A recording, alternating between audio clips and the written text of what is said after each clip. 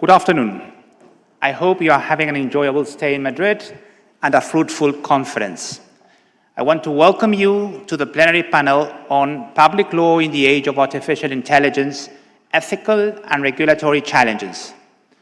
I am Francisco Elizalde, Associate Professor at IE Law School and Director of the Jean Monnet Center of Excellence on Law and Automation, which is better known as the Automation Center. It's an initiative of our university that is co-founded by the European Commission. I have sad news to convey to you. Private lawyers exist, and I'm one of them. I am aware that there are other infiltrators in the room. However, that is not necessarily a bad thing for the governance of AI. On the contrary, the challenges that AI brings along require a joint effort across the different areas of expertise. We need both a microscopic view resulting from specialization and a telescopic perspective that is gained with cooperation. Additionally, our research enriches itself with the insights of colleagues who are experts in the technical aspects that we, as lawyers, are called to analyze. This is the vision of the Automation Center. A team of 20 scholars from IE Law School, IE Business School, and the IE School of Science and Technology interact under a common framework. I invite you to follow our activities from our website, Lawtomation, as lawtomation.ie.edu. For dissemination of research, an area in which we invite you to engage, we have two formats. An annual international conference, the Lawtomation Days, which always happen the last working days of September. We receive scholars from all over the world. Our third edition this year will be on computing the law, regulating the algorithm, the transformative power of digital ecosystems. The other format is the Automation Debates, a hybrid seminar where two experts address an AI issue from a different angle. We invite you to contact us should you wish to participate. We would love to have you again at IE Law School. On behalf of the Automation Center, thank you for being here.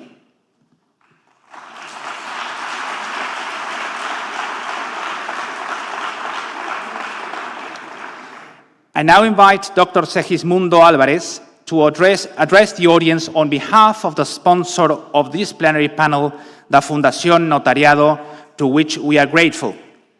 Dr. Álvarez is a public notary in Madrid and a prolific writer in the field of corporate law. Dr. Álvarez, thank you for joining us this afternoon. The floor is yours.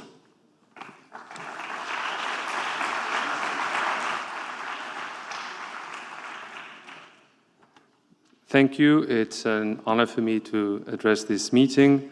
We're going to face this afternoon probably one of the most exciting intellectual questions of our time. How the transformation brought by artificial intelligence, or AI, has to be faced from an ethical and legal perspective. The choices we make will not only determine the prosperity of our society, but something more essential: distribution of power and wealth. That is the fate of democracy itself. You might think that civil law notaries like me are, anchored to private contracts, paper, physical presence, and that we are removed from these problems. That is absolutely not so. With our dual nature of public officials and legal professionals, our objective is to create legal certainty or security. How do we do this? We authorize public documents where we not only guarantee the capacity and identity of the parties, but also the compliance with the law of the contracts, of all laws, including, for example, anti-money laundering provisions. This includes also an obligation to advise the signatories of the document and to ensure that the document is exactly adapted to their needs. We are, moreover, a highly digitalized profession. We have been issuing electronic public documents for decades now. And we also created and manage an enormous database with all the notarial documents authorized in Spain within a structured information, which is partially shared with public administrations. Since last year, we can also authorize and sign documents without physical presence by video conference. AI's evolution will undoubtedly affect our work. Some of the changes are already underway. Creating this enormous database with documents that are very different and specifically designed for the needs of each client is very costly and labor intensive. Obviously, technologies like natural language processing will change radically and increase our efficiency. A more emerging application is with generative AI. Of course, we cannot use ChatGPT or other commercial tools to draft our documents for security reasons, but in short, the use of these technologies in a closed circuit with all our documents wields an enormous promise. But we should also ask ourselves how this is going to affect our function and our actions in general. If there's a word that defines the value notaries add, that is trust. Security is a result of trust, and trust is a result of legal competence, honesty, and the actions we develop as notaries. But can we maintain trust without personal relationship? How will the new technologies affect our employees? How will we train junior collaborators if the initial drafts are made by a machine, by AI? What are our moral obligations? How should the law address these questions? We are, of course, aware of the security issues that we may face because of AI technologies. For example, the malicious use of deep fakes might affect these new authorization of documents through video conference, although we have a lot of security in a closed circuit system. Probably the solution will also come from AI technologies that can detect fraud. Finally, we're all affected by AI. Spanish notaries have always been prudent and creative at a time, and AI should help us to build on our experience to face new situations and needs. But in complex societies like ours, if you touch one part of the system, it will affect others, and it's difficult to know what parts. Ethics and the law must give the answers, and that's why we are very proud to sponsor this panel. Thank you very much.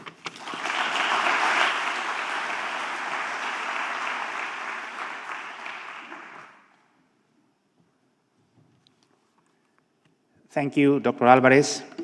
I will now ask the speakers and the chair of this plenary session to come here to the scene. And while they do so, I would like to introduce the chair of this panel, Dr. Jacqueline Neo. Dr. Neo is an associate professor of law and the director of the Center for Asian Legal Studies at the National University of Singapore, which, by the way, is a partner of our law school at the Law Schools Global League.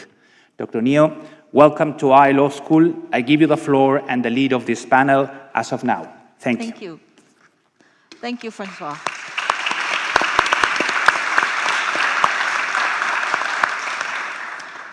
Good afternoon, everyone. Wow, what a 3 days it has been. I'm sure all of you are exhausted, but properly nourished intellectually.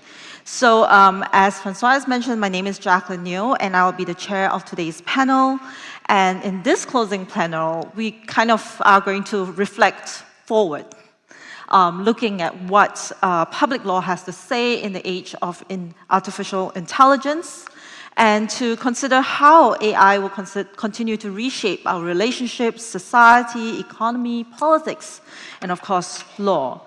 I think there are plenty of really important questions that AI will pose to us. I mean, just to think a little bit about a few: transparency and accountability. How do we ensure transparency and accountability in public decision making? Who is going to be accountable if AI makes a mistake? Bias and discrimination, another very big issue. How can we ensure that AI systems, algorithms are transparent, explanatory, are not perpetuating or amplifying existing bias and discrimination. And of course, one issue that is close to the heart of many public lawyers, issues concerning privacy, surveillance, issues concerning autonomy and responsibility. Something that will be addressed would be how do we allocate responsibility, and also for the actions of autonomous systems, as well as, something along the lines of intellectual property. Who owns these expressive, artistic expressions? And I think at the end of the day, there's a question of to what extent can we still maintain oversight and control? When we use AI platforms, do we still retain a certain level of expertise and control over these issues? Actually, how many of you would be surprised that I generated this list of questions using ChatGPT? So, what is fascinating, of course, is the fact that ChatGPT itself, if those of you who have used it, you will see that it sometimes generates utter nonsense. I've seen it generate fake law, fake cases, fake CVs, but it seems to be quite good at generating questions concerning AI itself. So it seems that even AI needs to be a subject matter specialist. And today we have 3 subject matter specialists with regards to matters concerning law, public law and AI, and we are in for a treat. So first we will hear from Professor John Tassiolas, who is a professor at the Faculty of Philosophy at the University of Oxford. He's also the director of the Institute for Ethics in AI. Professor Tassiolas will grapple, I think, with very foundational questions of ethics, with the question of how the deployment of AI aligns with our fundamental ethical values and principles. He will share with us what I find really fascinating, a proposal for a broad, pluralistic, ethical framework for AI, where he will also argue that safety and human rights are not quite sufficient frameworks. They are unduly constraining for us to understand some of these ethical considerations. Next, we will have Professor Anu Bradford. She is the Henry L. Moses Professor of Law and International Organization at the Columbia Law School. She's also the director of the European Legal Studies Center. Professor Bradford will engage with the issue of regulation and governance. And she will give us a comparative perspective as to how AI regulation, there are many models of AI regulation, and she will discuss the EU model, the US model, and the Chinese model. Last but not least, someone who is on home ground, Dr. Francois Delarue. He's an assistant professor of law at IE University here, and a member of the John Monnet Center of Excellence for Law and Automation, as you have already heard, Lawtomation. Dr. Delarue will then look at the current state practice on military AI and look at how autonomous cyber operations, as well as efforts of international organizations in responding to these changing conditions. He'll look at the human-machine interaction and the roles of different actors in the development, deployment, and use of AI in armed conflicts and autonomous cyber operations. So each of them will speak for 15 minutes, and hopefully we'll have some time at the end for discussion. So if any of you have burning questions that arise from their presentation, I believe we are able to accommodate that, but let's see where time takes us. So without further ado, Professor John Tassiolas. Thank you very much.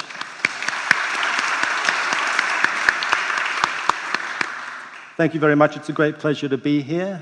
As a humble philosopher addressing such a big gathering of public lawyers, I feel like I've received an undeserved promotion.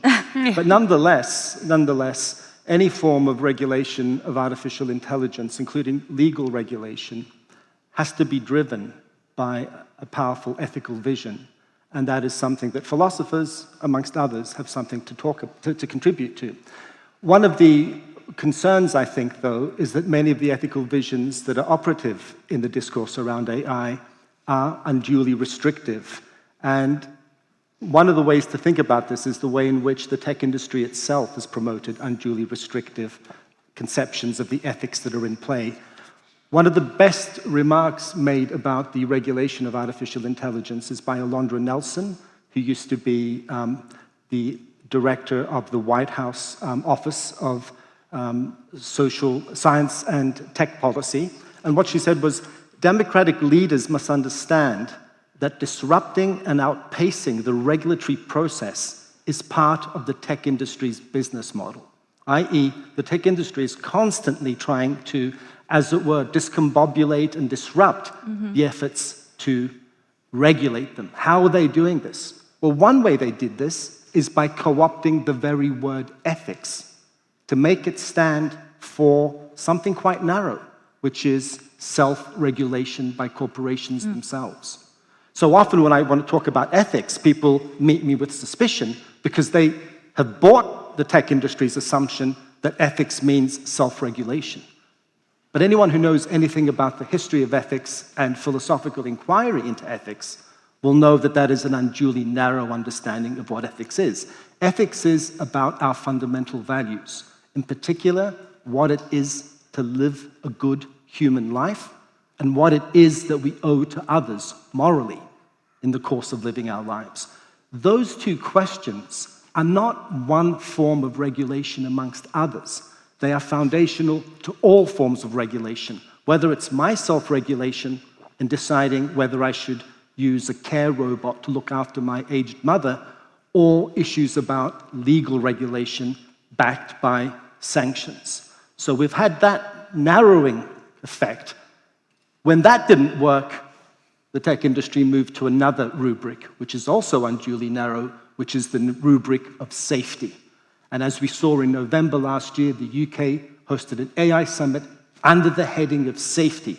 And prominent in that safety heading was the thought that artificial intelligence is heading imminently towards artificial general intelligence, which will replicate human cognitive capacities across their entire spectrum, and that this AGI threatens existential wipeout for humans, that it may somehow spin out of human control and threaten us with extinction. What's the problem there?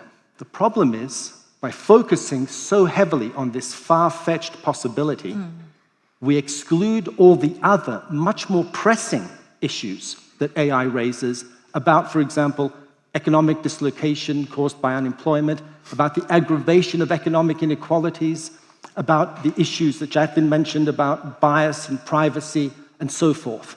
Those were sidelined. But in addition to those being sidelined, what happens when you cast something as an issue of safety? It sounds like a subject matter for technocratic resolution. It sounds like this is something like product safety that isn't something for a democratic public to resolve. It's something for technocrats, for bureaucrats, and for technologists to resolve, because the values are quite simple: life and limb. Well, what happened to the safety rubric? No sooner was it announced that when you look at the Bletchley Declaration, safety was interpreted as encompassing pretty much every value under the sun, from human rights to the UN's Sustainable Development Goals. And what happened in the next iteration of the conference, which took place last May in Seoul? The word safety was quietly dropped. It was just the AI summit in Seoul. But the work was done of discombobulating us and giving us an excessively narrow framework. And I want to suggest this isn't simply a product of the tech industry. I think it's a wider problem in our culture, and that governments are also enthralled to an excessively narrow conception of the values that are in play. And here, Anu Bradford's brilliant book on digital empires is incredibly helpful, because if we think about what the compelling frameworks are that governments are drawn to, Anu tells us that in the US we have a market-driven model that is based on wealth maximization for the efficient operation of the market as the relevant model. That's the ethical framework, as it were. And in the European Union, there's a much greater focus on rights as the relevant framework. as exemplified by the EU's AI Act, which adopts a risk-based approach to the regulation of AI, calibrating the level of regulation to the level of risk, where risk in turn is largely interpreted in terms of risk to rights. Again, I want to say both of those frameworks are unduly narrow, unduly constraining. Wealth maximization for the operation of the market cannot be an ultimate framework for the simple reason given by Aristotle: wealth is not an ultimate value. Wealth is valuable as a means to further ends. It's not valuable in itself. And the second reason is, if you try to aggregate wealth, if you try to maximize GDP, it leaves open the question, how is this wealth being distributed? So this is an impoverished, limited framework. The human rights framework is a richer framework, and for sure, human rights are going to be part of an adequate ethical framework. But go back to my question about, will you use a care robot to look after your aged mother? Is that a question that reduces the human rights? Is the question there, will the robot sufficiently respect my mother's rights? What do we look for in an adequate carer? Is it just that they respect rights, or that they are patient, that they are kind, that they are playful even? There are a whole host of qualities that we should value, and in terms of which we need to assess technological innovations. Rights won't take us there. And another thing that's becoming very apparent to people now is that artificial intelligence has a massive environmental footprint. It has a massive environmental footprint, but is the environment and environmental values going to be fully grasped in terms of human rights? If I'm worried about the extinction of the whale, is that a human rights issue? Or is the whale figuring in this in some way independently of an anthropocentric concern with rights and human rights? So I think both of those frameworks are inadequate. What my institute has been trying to do is it's been trying to say, look, we need a broader framework, ethical framework that encompasses wealth maximization, encompasses the free market, encompasses rights, but sets them in a broader setting. And just for a small moment of self-promotion, we had our event in Athens on June 20th. We had it in a wonderful setting right next door to the ancient site of Aristotle's Lyceum. And the argument that I was trying to develop there with my colleague at Stanford, Josiah Ober, was that the ethical framework of Aristotle, with the great emphasis it places on the good life is involving the active exercise of our distinctive human powers. That is what has to be central to a truly human-centered approach to AI. And on this approach, AI figures as a tool, and it's justified insofar as it furthers individual and communal flourishing. This is very different from the tech industry's conception of what they're aiming for, which is artificial general intelligence. So that's not a tool in our hands, that's actually a rival kind of entity, which arguably, if it had all of our cognitive capacities, would have commensurate moral significance to humans. But at the same time, the tech industry says, we want to create AGI and use it as a tool. That basically is saying, we want to create a race of slaves. That's an obvious contradiction, indicating deep lack of thought through ethical premises. I want to say something a little bit about human rights. So I'm saying human rights is not a comprehensive framework, but it's an important part of the framework. I think one of the big challenges that confronts us today is the challenge addressed by scholars like Yuval Shani and others, how the human rights framework has to respond to the AI revolution. And I think, again, we shouldn't be discombobulated into thinking that we start from scratch. We have to start from the existing human rights framework. We have to see the ways in which it can be adapted to meet these challenges. We have to rethink rights like the right to privacy, the right to work, in light of these new challenges. But we also have to countenance, I think, the possibility that we may need new human rights. And the one human right that I've been working on for some time and engaging with colleagues, including Yuval, is the possibility of a right for a human decision. Because what is distinctive about artificial intelligence is, for the first time, we've created a technology with the capability to simulate the taking of decisions that are very consequential for human beings. We have an ideological framework that says, look, if the output is okay, if the decisions are as good as a human would produce, If this AI system is going to be more consistent than a human, think about the book Noise that talks about the asylum process in America, where some judges in this process allow 5% of claims and others allow 80% of claims, turning the whole process into a lottery. The argument's going to be, well, an AI system, identical code is going to produce an identical outcome in similar circumstances. And then the other thing that matters is efficiency. And what this forces us, I think, to grapple with is there are things we care about over and above good outcomes delivered efficiently. In particular, we need to think about procedural values. So Jeremy Waldron talks about the importance of thoughtful consideration in the rule of law. Not just that the judge gives you an outcome that is congruent with the law, but through a process that involves a thoughtful form of consideration and potential justification that no AI system that we know can yet reproduce. That we expect from judges that they bear the hard burden of not just producing a correct decision, but taking responsibility for a decision that can have damaging effects on people's lives.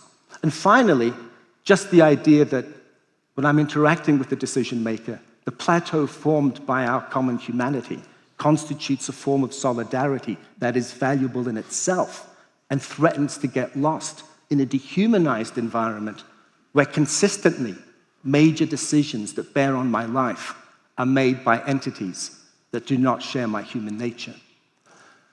One more thing I think we need to grapple with very seriously is the human rights obligations of corporations. And here I think I really lament the fact that the Ruggie principles have gotten stuck, mired in some kind of deadlock in the UN with the thought that they should be superseded with a treaty, and there's great disagreement about what form this treaty should take, whether it should apply to all corporations or some corporations. I think we haven't explored sufficiently the great power of the Ruggie principles. They carry with them the basic thought that human rights obligations apply directly to corporations, irrespective of what the law says. But they also contain the very important idea that you can't simply have an isomorphism between the obligations of states and the obligations of corporations. States and corporations are different sorts of entities. They play a different role in our lives. And that means we now face the task of trying to figure out how human rights obligations apply to corporations. Ruggie tried to answer that question by saying corporations should respect human rights, whereas states need to respect them and protect them. And protect here means they must engage in third-party governance. But the reality is twofold. One, it's very unclear what respecting human rights means. There's a whole range of scholars who think the respecting model means that only negative duties apply. I think that's very unlikely. But then the question remains, what are the duties that come under this rubric? And secondly, Ruggie assumed corporations do not perform a governance role. But they do perform a governance role. Think about the Meta Oversight Board. It's doing something that governments normally do, which is regulating free speech and taking down content they deem to be ethically unacceptable. So we need to build on that legacy. And I think especially younger people thinking about this area, this is an area where we need creative thinking. And the last thing I want to say is we mustn't assume, as with the safety dialogue, that human rights is a purely technocratic exercise to be sorted out by academics and to be sorted out by judges and lawyers. I think it's very important that there be democratic participation, not just at the formal level of legislation, but in corporate governance itself. So when you have a company like OpenAI saying it's creating AI for humanity, they also need to bring humanity into the process of decision-making about how this AI is to be created. Now, to be fair to them, they have created a program called Democratic Inputs to AI, whereby you can use AI systems, following on from the innovative work of the Taiwan government, use AI systems to scale democratic deliberation. But the problem is Is this going to be merely an exercise in finding out, market research, what their consumers want, or will they actually accord a decision-making role to this broader array of stakeholders? So I think this is the kind of frontier we need to explore. The rights of the rights-based obligations of these corporations and democratic processes for configuring what these rights are and implementing them. Thank you. Thank you.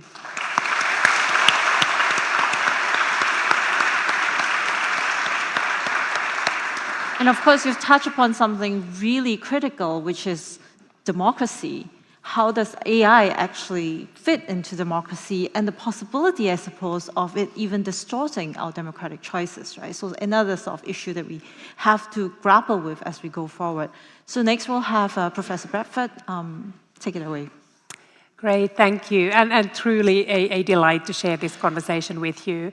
And I just was listening carefully and grateful for every word that you say. I think it's very hard to dispute that there needs to be that ethical foundation for something as fundamental for our individual rights and societies and societal progress as AI. But then the question is, how do we and should we entrench that ethical vision into law? What would it look like, and whether we actually have the buy-in and the ability to execute that. Because before there was law in this space, we had ethical codes by companies who claimed that, look, we've got this. We committed to ethics, we committed to technological progress, we can bridge the two. We can achieve the balance, we can keep you safe, and we can ensure this continuous pursuit of innovation. So I think this takes me to the first question, is whether we even need law. And there is not full consensus on that. There are those who say that law impedes progress, that it's inherently going to slow down innovation. And I think few of us dispute that that would not be a good thing, because AI holds tremendous potential to help us solve issues that are critical for our future. So whether it's healthcare, whether it's agriculture, whether it's education, whether it's climate change. So none of us wants to hold the beneficial innovations that AI can bring about. But I think there's now increasingly a global consensus that there are many harms that need to be controlled. And then the question is, who do we trust in controlling those harms? And do we need government regulation? So even those who concede that regulation would be a good idea, there's often the opposition that, look, our lawmakers don't understand the technology. So the kind of do no harm principle kicks in. And I think it's a legitimate concern that AI does require real investment by lawmakers so they can regulate it well. But I really don't buy this argument that somehow our lawmakers would not have the skills that would give them the responsibility to regulate AI. So first of all, our lawmakers regulate a lot of issues that they are not deeply familiar with. We regulate pharmaceuticals, vaccines, and our lawmakers certainly don't know how to develop vaccines and medication. All of us agree that we regulate airline safety, yet few of us would want the US Congress to be in charge of building airplanes. So it's not that our sort of Congress or the parliaments don't do hard things. The second, AI is not just about technology. It's also how technology impacts our fundamental rights and our democracy. And that's not the expertise of the tech companies. So that would be, to me, the argument that we need to regulate this technology. The second question is, when is the optimal time to intervene? And here there are many who say that, look, the EU was reckless in going ahead with the AI Act before we truly understood how the technology evolves. But it's not that somehow, if we waited for a year, next year, generative AI would be done. Then we can reach the point that now we understand technology, it stops from evolving. So we can decide that the government just becomes spectators and just watch this revolution take place without their intervention. And that's not the role of the government either. So I think we need to regulate, and we need to regulate now. So then just the question is how. And this is a much trickier question to answer because there are many different ways to regulate AI. You can have a sectoral approach where you start thinking about how do we regulate finance or healthcare, and that's what the US basically has done. We can also do the kind of piecemeal regulation like China, that we take certain elements of AI like deepfakes, or we think about recommendation algorithms or generative AI and move kind of taking a piecemeal approach that way. Or then you can have more of a horizontal approach that the EU has taken, that we have a general, all-encompassing AI law. And that is probably the most ambitious one. But in many ways, I think there are reasons why many would say that that is necessary as well. But that's just one of the reasons, or one of the decisions that you need to make. You need to also decide what is the right level. Should we do this at a national level or at the international level? AI doesn't really respect borders. What about the supply chain of AI? Should we regulate the development or the deployment of AI? So where lies the responsibility? So that's, I think, is one question. Should we focus on existential long-term risks or immediate risks? Or should we just try to do it all? So that is one of the questions now confronting all the governments, is that how do we go about those individual decisions as to how? There's also, if you think about how many different areas of law feed into the development and deployment of AI. So how do we harness the data that we use to train those AI models? That takes us to the heart of the privacy regulation. Can we just exploit individual data to train those models? Or the copyright law, what do we do? Should all our books be, for instance, just extracted for the development of those models as well? Or do we do it by relying on existing public law or non-discrimination? It shouldn't matter that you use algorithmic bias that is generated by AI. So there are others who say, look, we can use the existing frameworks. So this just gives you a bit of a flavor that just the question of whether to regulate or not is not binary, but there are many questions on how you go about it. But let me say a few words on how some of the leading jurisdictions have gone about the choices. So I mainly focused on recognizing that's not the entire world, but I think we can recognize three primary ways to think about tech regulation more broadly and AI regulation specifically. There is the American model, the Chinese model, and the European model, and many other models that might be hybrids of those. But to take more of the extreme ones, and John mentioned this one, Americans still have this very inherent techno-libertarian, techno-optimist belief that also runs through their approach to AI, which really is skeptical of regulation. It's very much about free market, free speech, incentives to innovate, trivial role for the governments, and basically trusting the governance of technology, including AI, with the tech companies themselves. And that is largely still what has happened with AI. Voluntary codes, and the kind of coordinating role for the government. There was and there is a big shift going on in the United States, where the US itself is now taking a hard look at its techno-libertarian convictions, where the public support for regulation is growing, with the decline of the trust of tech companies, with the many failures when it comes to social media, internet revolution, our privacy, and more. But also, if you look at various bills in US Congress, attempts to hold these tech companies accountable. So the US is shifting, and it has its executive order that basically now is no longer a techno-libertarian manifesto, but recognizes the need to regulate. But it is unlikely that the US is willing to go as far as the Europeans with binding regulation. First of all this conversation takes place in the shadow of US-China tech war. That feels existential for the Americans, especially because, as you will be speaking about, AI is very much about geopolitics. It's seen as absolutely crucial for military power and the US's geopolitical standing in the world. So the US is worried that if it curtails too much the development of AI, it will weaken its own position in that big geopolitical contest against China.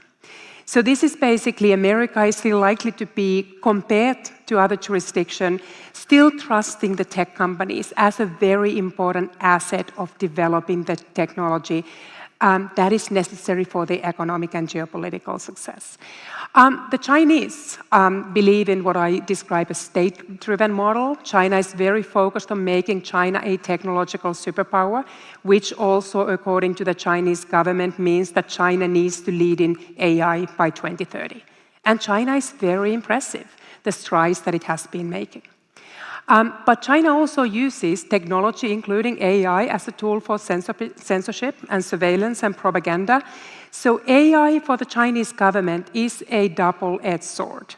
So AI helps the Chinese government engage in very penetrating surveillance, because that's what the facial recognition technologies are designed for, or at least that is one application of them.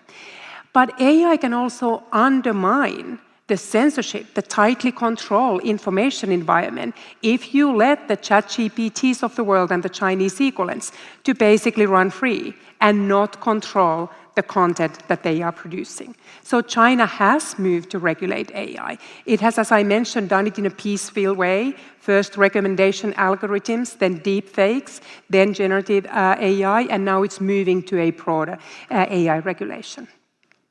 The Europeans here have taken their sort of natural instinct and lean onto that. Europeans believe in regulation. The Europeans follow what I call a rights-driven regulatory model, where the protection of the fundamental rights of individuals, the protection of democratic structures of the society, and a pursuit of a more fair distribution of the gains of digital transformation takes the center stage. And according to the Europeans, that calls for regulation, including regulation of AI. So the AI Act was just the natural next step in this broad, ambitious European digital regulatory agenda. So that's why we have the AI Act. That is the world's most comprehensive and ambitious horizontal AI regulation that might also then be a blueprint for the rest of the world, at least to show that there are governments who've taken the decision that AI can and have to be regulated and give one framework on how to do that. So I think I'm eager to end it there, but hopefully that leaves you already with the challenge that we are now facing. There is emerging global consensus that AI needs to be regulated. But there is no global consensus on what that regulation ought to look like. And that is now one challenge that we're facing. Thank you.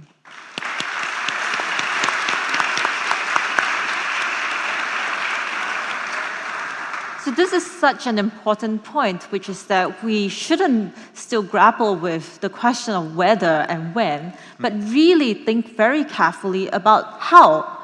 And this really connects, I think, to the ethical questions, because the question of how you regulate is also very much tied to why you regulate. What are your fundamental values? What are the fundamental values that you're trying to protect? So the EU is quite clear about the fact that they want to protect democracy, they want to protect fundamental rights, and so the regulation is in a particular way. I think those are the kind of questions that every jurisdiction will need to grapple with, and having these three models are very helpful. It's very helpful. So last but not least, we'll have Francois, who will speak about international regulation, as well as look at an emerging issues with regards to military use of AI. So take it away.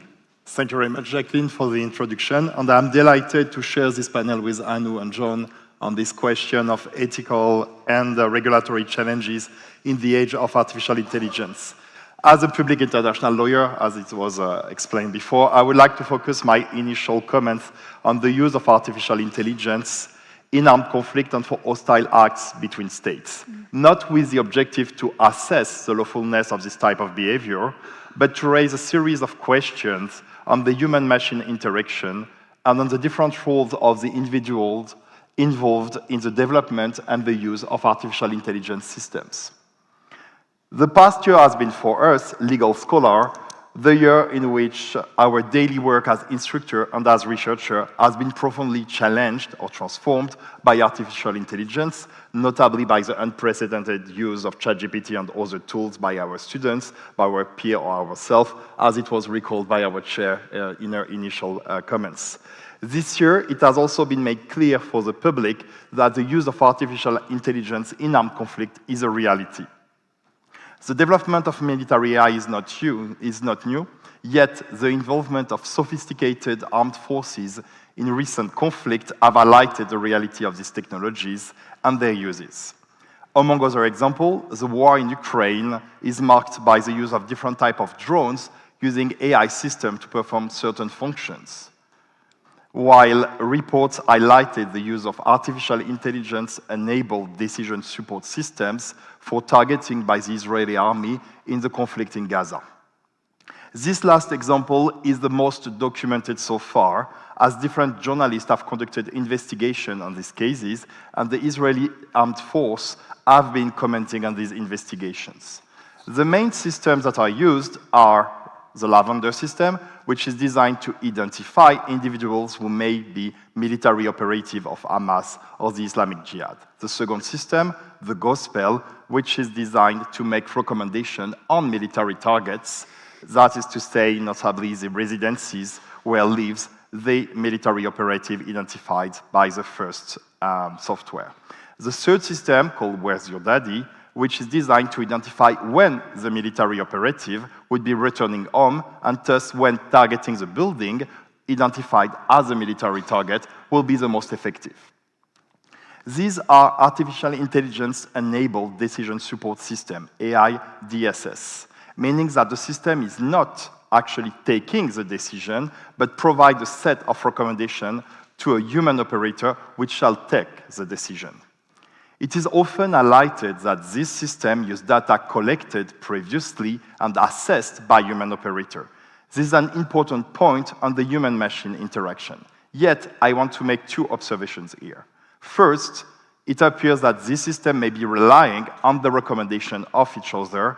In other words, the recommendation made by one AI system may be used by another AI system to develop its own recommendation, questioning then how to avoid the reproduction and amplification of hallucination and mistake made by one system.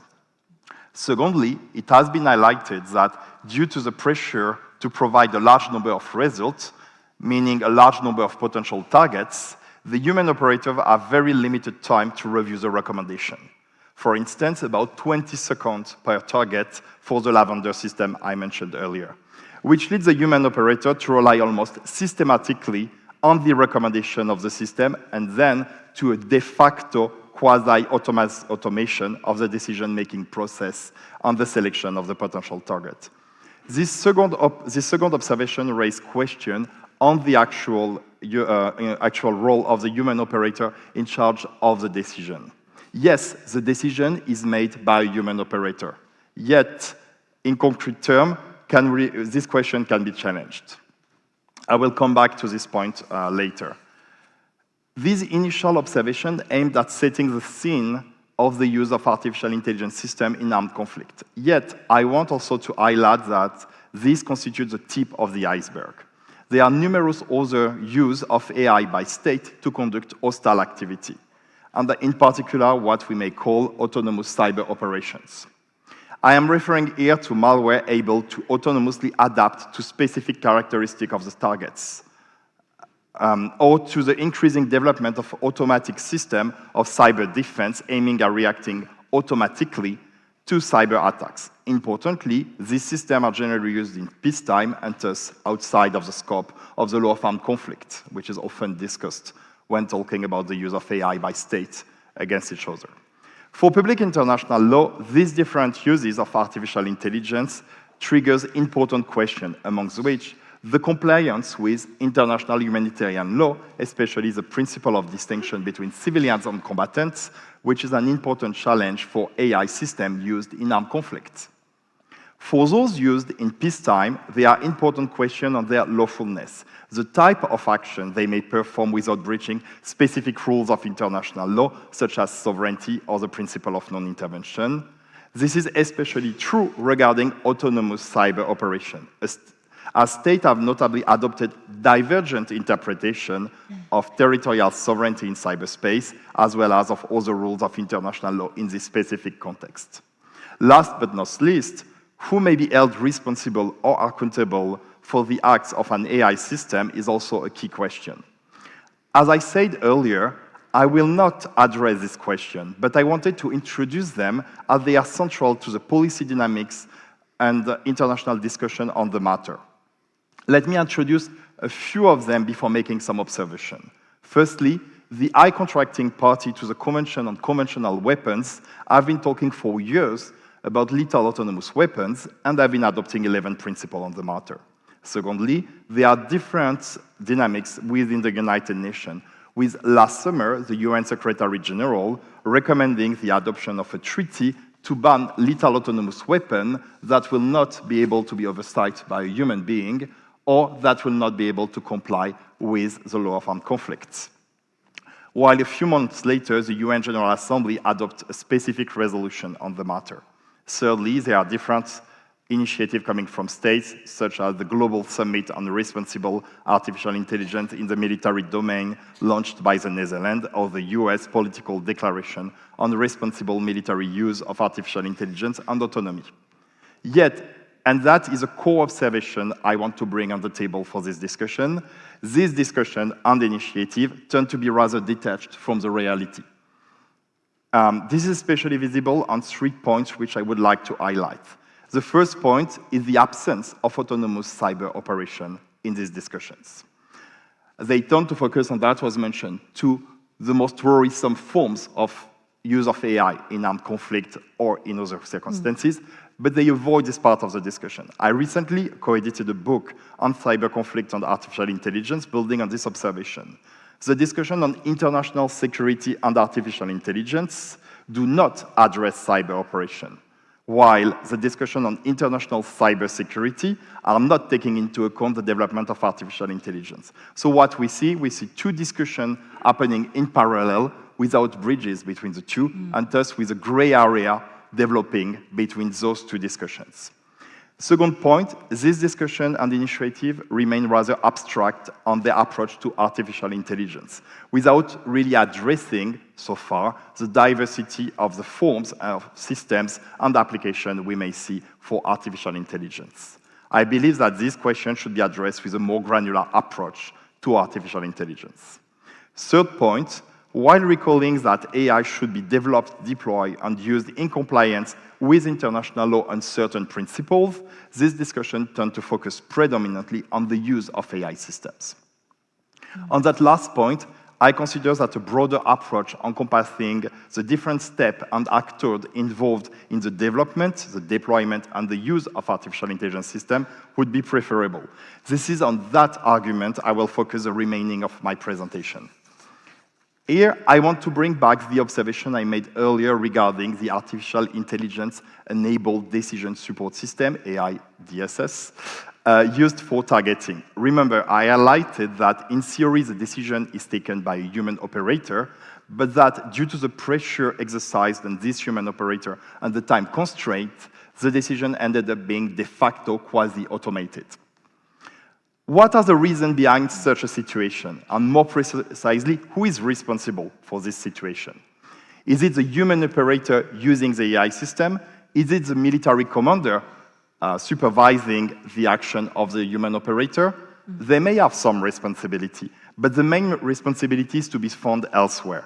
This situation results to a large extent from a twofold political pressure.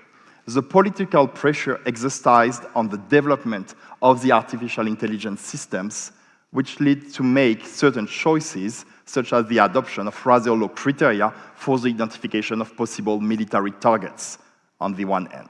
On the other hand, the political pressure exercised on the human operator for achieving a certain result, a certain number of results, and thus limiting his or her ability to actually oversight and review the recommendation. On the development of artificial intelligence system, Claudia Klonowska wrote a very interesting piece on the invisible engineers, questioning their responsibility and accountability in the production and engineering of these systems. I want to push this discussion one step further here and question the accountability of the person involved in the procurement of this technology, meaning the invisible decision maker behind the invisible engineers.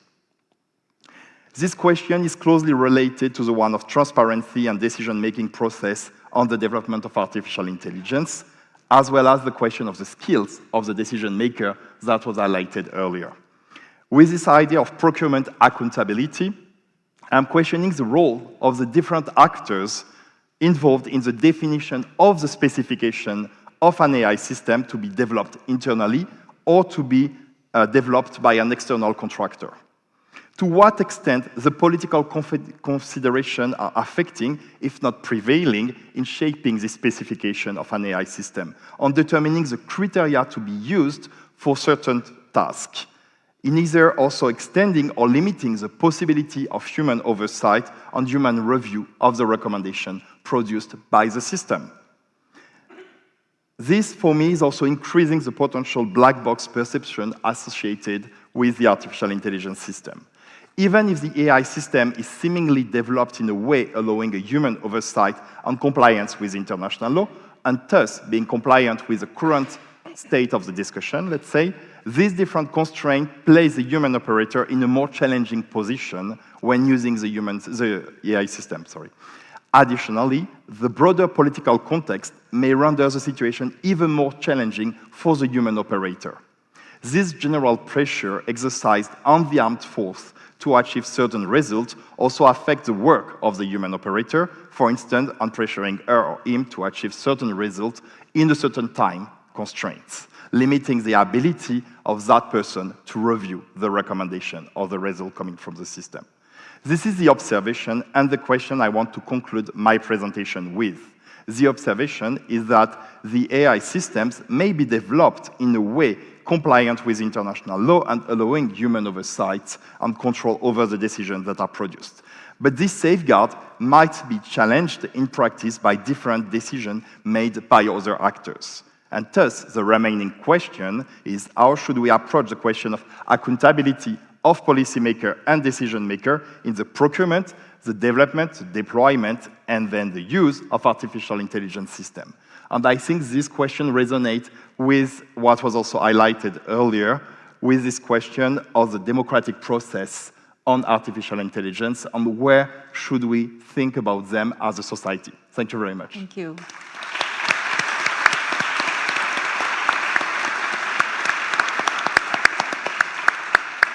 So I think there are some very important distinctions that we need to make here, which is the distinction between the development of AI as well as then the use or deployment of AI, and the question of whether regulatory schemes need to address them separately or as a whole, right? And so, and of course, one of the recurring question in recurring theme in our speakers' speeches is that it's about responsibility, human responsibility, and also about the distance that AI provides between the outcome and the person. And so there are sort of these key questions that need to be addressed. I wonder if you think, and if anybody has any questions, please raise your hands and we'll try to get to you.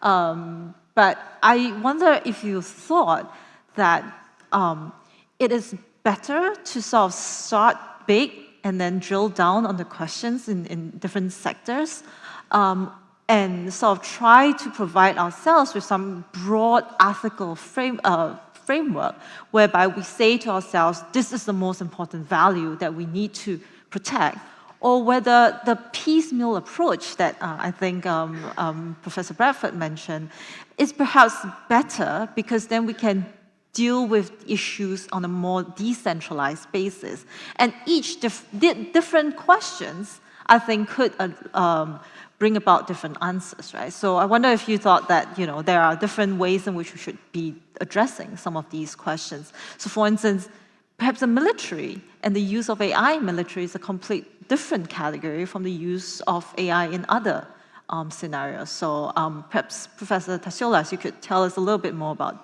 how you think we should go forward. So these are very interesting questions. I think we need to do both the general and the particular simultaneously. So certainly we need to be thinking about what the general ethical framework is that we want to deploy in thinking about these issues, and whether we're going to shoehorn everything under safety, human rights, or have what I think would be better, a more pluralistic scheme of values. And I think we need to resist the tendencies in our culture to try to reduce everything down to one value, because that makes everything simple. Yep. But then that raises the question, once we have this broad conception of the values that are in play, there's still the question that Anna's raising, what is the nature of the regulation that best realizes these values? And I think we're engaged in a period of experimentation at the moment. It's not clear what the best way forward is. So the European Union is attempting a comprehensive framework. It's not entirely comprehensive. It doesn't include military applications. It doesn't regulate the research in AI. It regulates deployment of AI. But nonetheless, it's the most comprehensive system we have. The British are adopting a more piecemeal approach. That's partly because of the way the common law operates, that it tends to be driven case by case. Probably the answer is twofold, I think. One, some judicious mix of horizontal and vertical regulation has to be part of the story. But the second answer is, if we ask, which is the best way to regulate? There probably isn't a single best way. There's probably a plurality of ways that are acceptable, but then we come back to the point that was emphasized also by the other speakers, but we also need some minimal consensus at the global level in order to put in place those regulations that will prevent the most serious harms emerging at the global level. Professor Bradford? No, absolutely. I think I share the view that there's no one single way, and there's also internationally not just one institution. So it's going to be a piecemeal even when it comes to international collaboration. So we had G7, especially under Japan's leadership, was very active. Then we have had OECD as a forum. Then the UN saying that, look, we are actually much more inclusive, which is very rightful observation to make, and includes parties like China and the United States in the same room. So I think we need to get comfortable with the idea that there are several fora. And ultimately, it's a puzzle that we put together. We take the low-hanging fruit where we can. We still keep the ambition, including on military AI. So even though it doesn't look like it would be very easy now to see the US and then China or the Russia sit around the same table and agree on arms control, even at the height of Cold War, we had arms control treaties. Yeah. So I think we don't give up on those pursuits either. But I think also what approaches best is tied to the political system. So China can create the momentum every time the Chinese Communist Party decides that it's time to move forward. In the EU, it would have been quite risky, for instance, to leave out the generative AI from that rather comprehensive, even if not fully comprehensive AI Act, because you have the political momentum, and then the legislative machinery moves on to something else. And there's this idea that we've already done something in this domain. So yes, also the AI Act does need to be revisited, it needs to be expanded, it needs to be deepened in some domain, but there is a consequential initial question that if you go too small, when you put all that political attention into it, then there's also a risk of not going as far as possible as you can, given the investments that you have made in any given time. Right, right. I think that's also sort of an important point that you make, which is that we have in the past faced certain challenges and have addressed those challenges through, sort of sustained cooperation and sustained effort, right? So if you mentioned the arms treaties and so on. So it's not as if it is unprecedented insofar as AI is accelerating many things that we're doing, but it's not as if, as a whole, the community has not faced some of these challenges in sort of maybe a different form, but it is possible, I think, to move forward. And yes, and so, Professor. Yes, thank you very much for this question. I think here's the key question I would put on the question of regulation is, what do we want to achieve and with who? And I think it is sometimes one of the missing elements on the discussion we have, at least I focus more on the international discussions, but on this question of what do we want through a treaty with AI? Yep. With which partner can we achieve that? Mm-hmm. Thinking that we will have a treaty banning generally AI, I think it's a good exercise. I don't think it will happen. Right. We know that international law is questioned today. We know it's difficult. So we may want to achieve something different. We may want to focus on certain elements where there is a red line we don't want to see crossed. There is a specific element. And maybe then we can develop something different with regional partners, with whom we are closer, and then we'll have other regulation domestically. So for me, that's where I agree. Also, we need to have general and more local approaches on that. Then I think also one of the issues with regulation with AI is we still tend to be too reactive to the technology, meaning that, that relates to the question of the momentum. But so usually you will have this discussion about having a tech-neutral regulation or things like that. But I think it's broader than that. It's also thinking of, okay, what with this regulation will be the long-term perspective, what will be the objective in terms of regulation, and not just, I have an AI system today that creates a challenge and I want to regulate that. And I think it's sometimes something where we may miss a bit the objective. And also, one of the last elements, and again, this is something more for the international regulation, I would say, or the regional regulation than for the domestic one, but it's also to take into account more what is already in place. We have a lot of regulation in place that apply to AI. And then when we start to have this discussion on how to regulate AI, it's as if we started with a blank page. And this is not the case. We have plenty of things, for example, on human rights, as it was highlighted earlier. So I think that's also an important element of the regulation. That's right. I think this is the difficulty, right? Trying to figure out what is actually new, completely new, and what is actually just an acceleration of what is already there, and then, figuring out if the regulations we have and the ethical considerations we have are still fit for purpose, or whether we need something completely new. And I think that will be a process that we need to continuously address, right? So for instance, misinformation. We have, in many countries, certain sort of like guidelines or laws that deal with certain types of misinformation. But I think what the sort of AI and technology does is to speed it up such that, dealing with those misinformation in using our traditional laws becomes much more difficult. They become, it's too late sometimes if you apply traditional laws to address some of these effects of misinformation, right? So I want to see if anyone has any questions that they would like to ask the panel. I mean, I have a lot, so, but if anybody has any questions, it will be great to hear from you. Can't actually see. Actually, before we go there, as you're thinking about your question, I'm curious, how many of you have actually used sort of like some AI platforms, for instance, in your own work? Can we get a show of hands, actually? I mean, we also, yes. John, no? Well, I find that really interesting. It's about half of the audience have used some form of like AI platforms in your work. And I think, we like to think that law professors and philosophy professors are at the cutting edge. We know what's going on, and that we do use technology in some ways. I mean, PowerPoints used to be the technology that we use. But I think it's really interesting to sort of see that as these different forms of like artificial intelligence and platforms are being used, increasingly it becomes normalized to some extent. And so in that normalization, what do we actually do to ensure whether it's safety, human responsibility, or autonomy continues? So any questions? There is one. Oh, okay. I have two questions. I'm going to take both of them at the same time. The gentleman at the back, and then Michaela. Yes. Are you loud enough?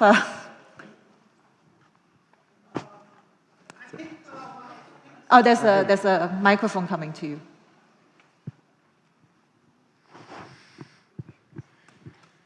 My question is, some of the very pressing issues the world faces, for example, like climate change, get impacted by geopolitics, as has also been pointed out with regard to AI, that geopolitics will determine in some ways, how the world comes up with some kind of a consensus on that. So my question is that whether geopolitics, whether AI regulation at an international level will also fall victim to geopolitics?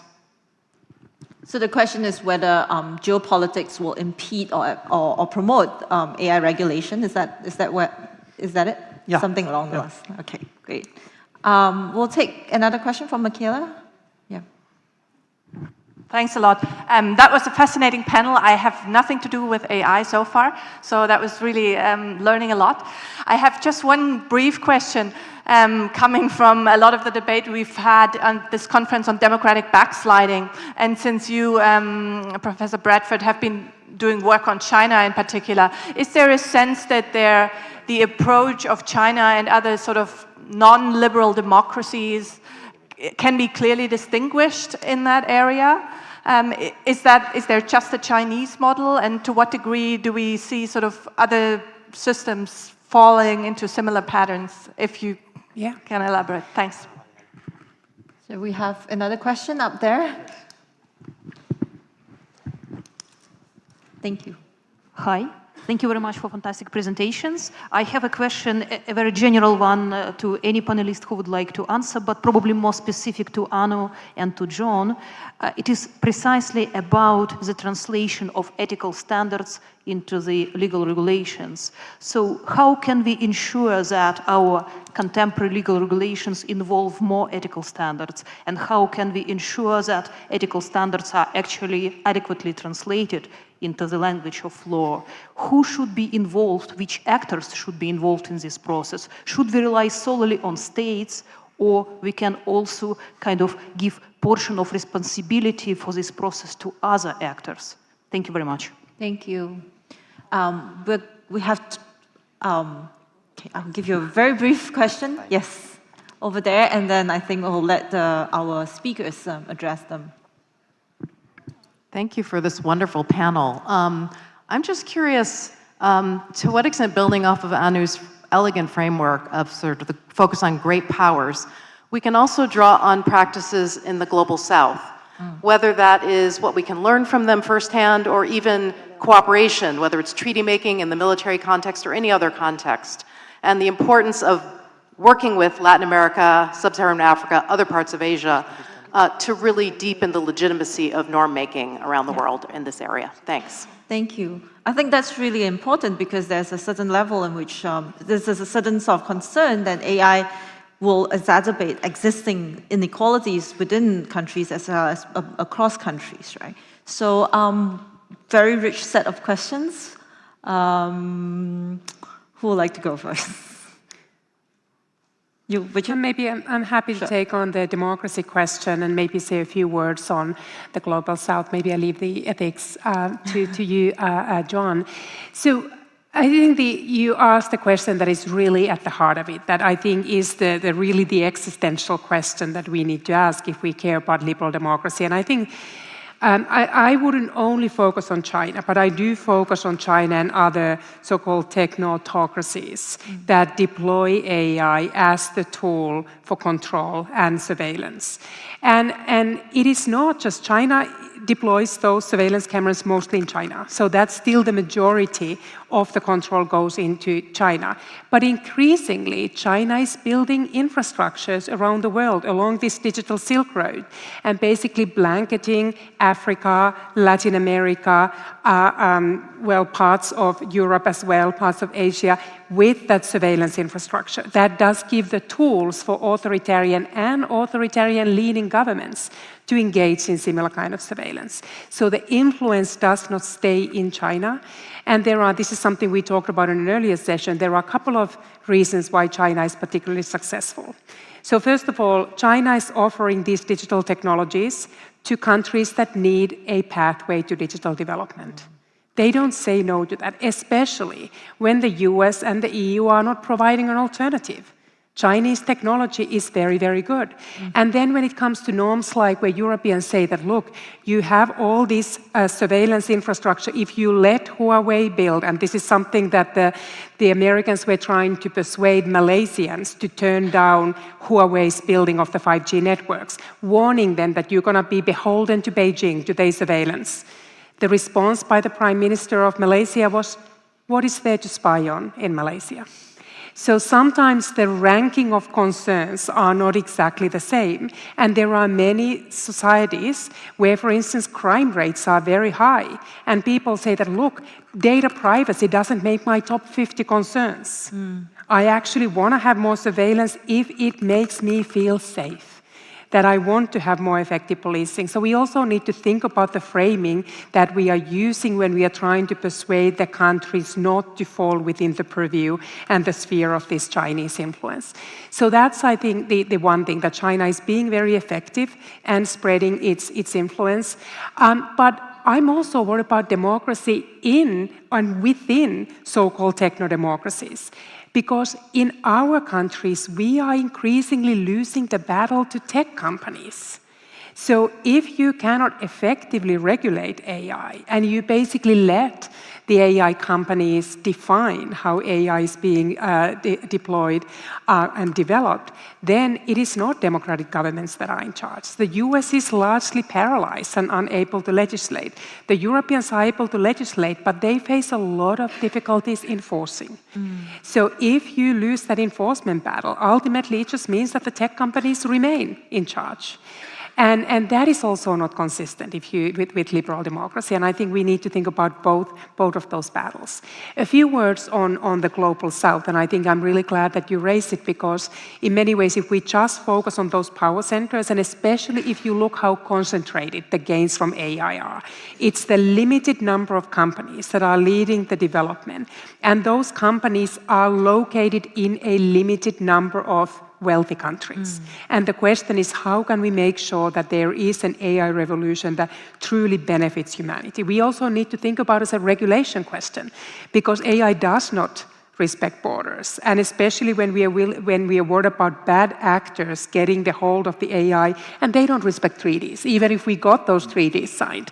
So we need to vest all the governments with the capabilities to regulate AI. And I think that's part of thinking about then, how do we help the global south benefit from AI, but also ensure themselves and the world against the risks associated with AI. And I think for that one, what I mentioned earlier about China is that China is now having a lot of access, for instance, to big parts of Africa, and providing these technologies for them. But now the key question is that in the interest of Africa? If the US and the EU think it is not, then they need to provide an alternative path that really starts from the needs of those countries to whom they are providing that technology. Yeah. You know, what you said about privacy really resonates. Several years back when I went to China, there were basically surveillance cameras everywhere. And I asked law professors who were colleagues there, what do you think of all these surveillance cameras and the fact that, you know, they're collecting huge amounts of data, facial recognition data and all of that? Their response was basically, well, if I didn't do anything wrong, why should I be worried? Yeah. So I think this raises an important question, because it means that we need to find a common language and a common concern across which we can, you know, have a conversation about why and how we regulate. So, John, would you like to go? Yes, I'd like to pick up on that point about the need for a common language. So there was the question about, will AI regulation fall victim to geopolitical conflict? Will it fall victim to the marginalization of the global south? And the only answer to that is probably yes, but how do we try to avoid that? By building some common language in which there can be genuine dialogue between these elements when we're facing a geopolitical environment where we're being taught to treat others in a way that regard them as somehow dehumanized, merely enemies. How do we get that dialogue? That's why I was suggesting the kind of ethical framework we've been trying to develop in this Lyceum project is human-centered. We can recognize each other as fellow human beings with the vulnerabilities and capabilities of human beings. We can recognize that there are certain basic human interests that we all share, that we want to avoid pain, that we want to do something with our lives, that we value relationships with our children, with our friends, and so forth. This is the starting point where we start to recognize others as human and take their interests into account. Another language I think we need to cultivate is democracy. I think that's a powerful bridge too. However, I'm a liberal Democrat, but I would distinguish liberalism and democracy. They're not the same thing. Okay, so one of the great authors, my co-author, Josiah Ober, who's written one of the most important books in recent years about democracy, going back to ancient Athens, they had a democracy, it wasn't liberal. They're two different concepts. Ideally, you have a liberal democracy. But I agree with some important Chinese thinkers who think China's more likely to become democratic before it becomes liberal. We need to disaggregate the norms in question and say, where can we find consensus? If we package everything together and say, no, it's not really democracy unless it's liberal democracy, we cut away the possibility of the consensus that we need to have that common language. The other thing was the question, how do we translate a value scheme into effective law? And I think, again, here, the answer is democracy. Anu's book is fantastic. There's another brilliant book on these themes by Acemoglu and Johnson called Power and Progress. The key message of that book is, contrary to the techno-determinists who believe that technological change and progress automatically brings great benefits to everyone, the lesson they derive from history is this is historically contingent. The key factor is the development of technology and the distribution of its benefits subject to democratic control. That is the overriding factor in whether technology is used for the good and whether those goods are then fairly distributed. So I really think that we need to press this notion of democracy and recognize that there is such a thing as a democracy without it being fully liberal, although ideally I would prefer a democracy that was fully liberal. Yeah, that is important, right? Because, I mean, there are some alternatives that are not completely, it is a spectrum rather than sort of a binary option between liberal and not liberal. And I suppose the question of like whether society itself, I mean, whether a more communitarian approach could also offer certain, guidelines and outcomes that are valuable for the people as well. So I'll let Dr. Delarue have the last word. Okay, thank you very much. I would start maybe to just build on what was said before on the question of the global south and the perspective, and this question of seeing, for example, technology from China or from other similar country spreading in China or in other countries, where they know that this technology are also coming with specific regulations, specific functioning. One of the interesting elements when you look at it and when you have this discussion regarding surveillance and these technologies is usually you will have a discourse coming from the liberal democracy saying you should not buy those technologies or you should not follow this model because this is coming with a cost. But then the answer or the argument that is always put forward when you have this discussion is to say, yes, but when these technologies were bought from liberal democracies, they were also coming with surveillance tools and they were used. So you have also, in addition to the question of the priority, which I think is very important, this element that there is an historical practice that is also now affecting the way the technology and then the possible regulation are perceived, and which has, I would say, a negative effect over the proposal made by liberal democracies, for example. On the common language, the element of common language, I think that's a very important argument. I tend to think this is one of the only points where we could agree at the multilateral level. Maybe we could have a treaty or something, or we could have agreements, discussions, where we work on talking about the same thing, having identification of what are the categories, what are the questions. But then the rest will be done at other levels.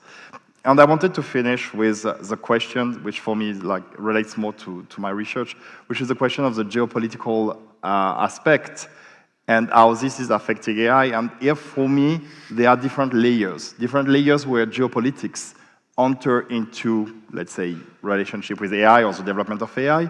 There is this question of who will be or who is the tech leader, and there is really this question of the state able to provide, having the best technology, or at least developing the best technology, as the perception that they will lead the market, they will lead also the regulation, or they will be able to block more regulations. There is a question of the vendors.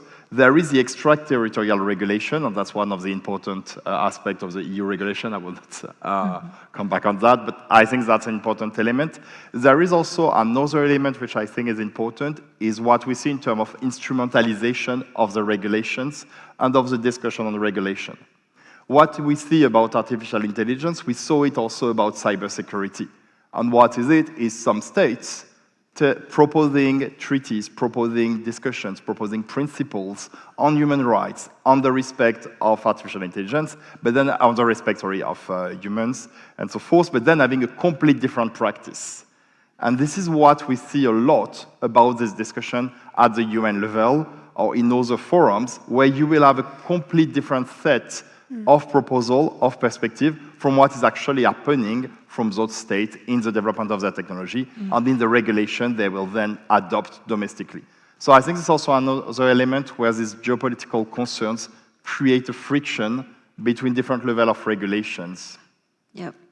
So we've come to the end of today's panel, and I'm sure you agree with me that we've heard very rich perspectives.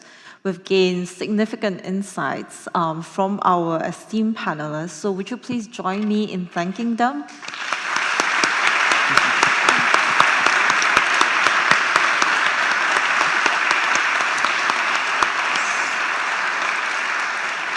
So we will now hand it over to the organizers for the closing ceremony. Yes, thank you very much.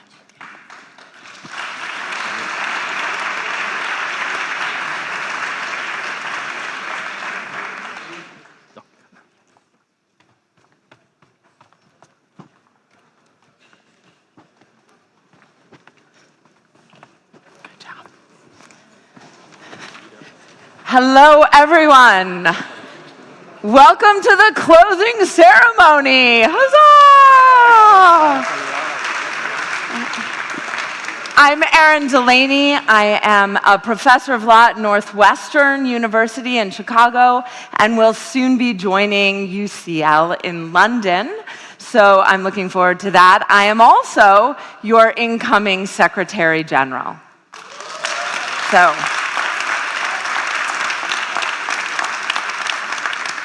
And along with Anna Perry-Valentini, Evan Rosevier, and Mal Sethi, we are your secretariat, here to serve.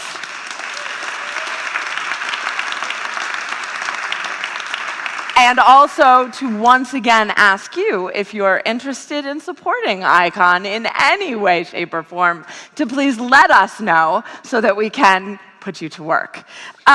So a few words. Richard Albert opened this event with a description of the past 3 days as a feast, an intellectual feast. So what I would like you to do now is kick off your heels, pour yourself a schnapps, rest, and enjoy the postprandial discussion. There will be some chocolates and other aspects during this closing ceremony to celebrate the end of this remarkable time together. So enjoy that. I would like to start by just first thanking our sponsors one more time. So, of course, the Spanish government, through the research grant on the strategic responsibility of states within the European Union, partner universities, NYU Law, University of Munster, and the Law Schools Global League, a number of research centers, the JM Center for International and Regional Economic Law at NYU, the Gilbert and Tobin Center of Public Law at UNSW Sydney, the Instituto de Ricerche sulla Pubblica Amministrazione, the Americans, not great, in Italy, thank you, Max Planck, and then, of course, foundations, the Konrad Adenauer Stiftung and Fundación Notariado. Our publishers, Brill, Edward Elgar, Hart, and finally, last of course, but not least, IE Research Centers, the Lawhead Center on the Legal Profession, and the Jean Monnet Center on law and automation.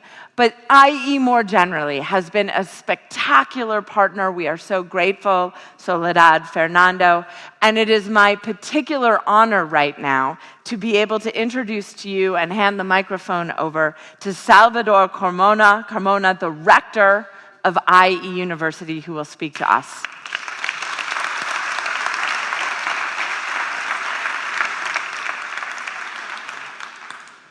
Thank you again. Thank you very much. Co-President Richard Albert and Marta Cartabria, co-presidents, participants in this 10th edition of the Conference of the International Society of Public Law, good evening and welcome to the closing ceremony. On behalf of IE University, I have to say that we are extremely grateful to the co-presidents and the governing bodies of the International Society of Public Law for granting us the opportunity of organizing this conference. We are very, very grateful to you. And particularly because, the motto of the conference is very much aligned with the values of IE University. For IE University, and this is very important, internationalization is absolutely critical. One thing that we try to do is to have an international body of students. And for example, just to give you some data with respect to that, brief data, 82% of the class of 2023-2024 are international students. And 63% of our full-time faculty are international faculty. So that means that, one thing that we try to do is, on the one hand, the students can learn from their professors, from their instructors, but at the same time, they can learn a number of international practices from their, classmates. And I think this is going to provide them with a very significant, advantage in the job market. In addition to that, technological advancements is something which is very important to us. You have seen the classrooms of IE University that are very, very well equipped with the latest technological advancement. But in addition to that, our pedagogy, for example, we are using artificial intelligence, we are using immersive learning in our teaching, because, at the end of the day, it's something very similar to what happened,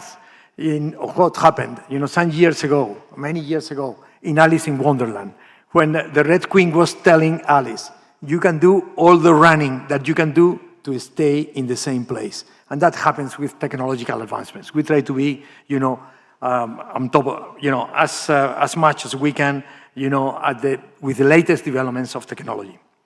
And the third one, which is very important, aligned with the motto of the conference, is sustainability. Sustainability is extremely important for us. One thing that we do is for full-time and adjunct faculty, we try to convince them, to persuade them, and then this is something that, we have the most positive and the most positive faculty with respect to that in order to introduce in their syllabi, okay, in all areas, no matter whether the area is law or is business or is architecture or is economics, whatever. Okay, introduce sustainable principles, sustainable aspects in their syllabi, in what they are teaching their students. But it's not only that. In our day-to-day operations, we try to be a sustainable organization.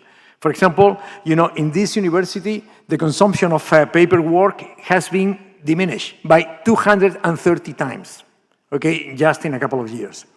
And the other thing is that, and you can perceive that, is that this building is the building that has received, the highest and most competitive international accreditations in terms of sustainability. So we are aligned with the International Society of Public Law with respect to, the motto of the conference, and we are very grateful to all of you because we have learned a lot from all of you, as for example in this, recent panel with respect to AI and some other aspects. So I would like just to finish with a couple of references of gratitude and congratulations. On the one hand, I would like to congratulate, the incoming presidents, okay? Micaela Heilbronner, okay, and Sergio Verdugo, okay? Congratulations to all of them.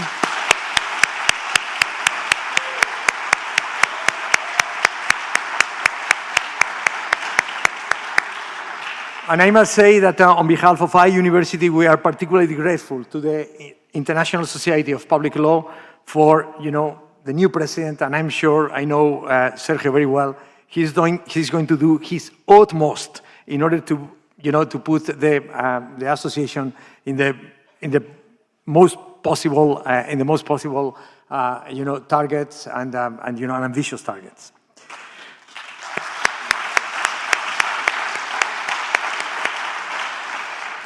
Okay, and I would also like to finish, with a reference to the University School of Law, and particularly with respect to the staff of the international staff of the faculty of the School of Law, and for example to Sara Junquera and Fernando Pastor, because in teaming up with the staff and the students, they have done an outstanding job in the organization of this conference. Please join me in giving them a round of applause.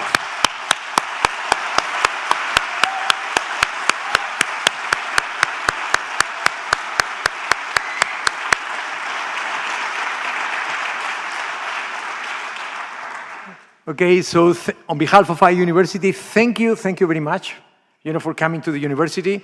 We have done all what we could in order to provide you with the best possible organization, and then we are very much looking forward to stay in contact with you. Thank you for your money.